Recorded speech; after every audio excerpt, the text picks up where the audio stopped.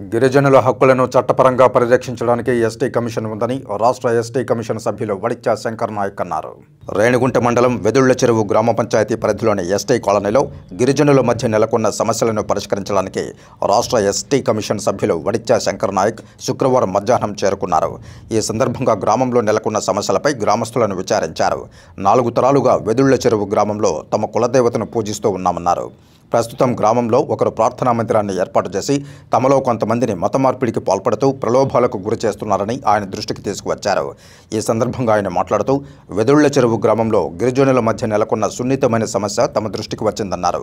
సమస్యను పరిష్కరించేందుకు రాష్ట్ర ఎస్టీ కమిషన్ సభ్యులుగా గ్రామ ప్రజలతో ప్రత్యక్షంగా కలిసి సమస్యను తెలుసుకోవాలని వచ్చామన్నారు. గిరిజనుల సమస్యలను హక్కులను చట్టపరంగా పరిష్కరిస్తామని తెలిపారు.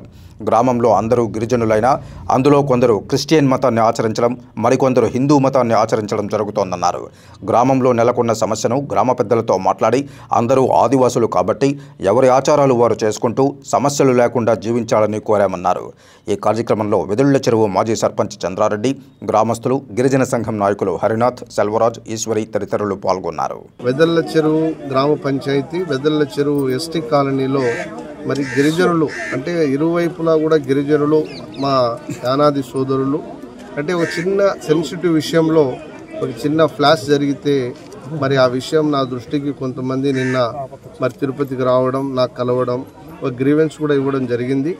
దానిలో భాగంగా ఇవాళ ఈ గ్రామానికి, ఈ గ్రామ ప్రజలందరికీ కూడా ప్రత్యక్షంగా కలవాలి, వారి సమస్యలను కూడా నేను ప్రత్యక్షంగా తెలుసుకోవాలని ఇవాళ మీడియా మిత్రులు, అధికారులు, ఇక్కడ ఉన్నటువంటి ప్రజా సంఘాల నాయకులు, ప్రజలందరి యొక్క సమక్షంలో ఇక్కడ ఇవాళ కలవడం జరిగింది.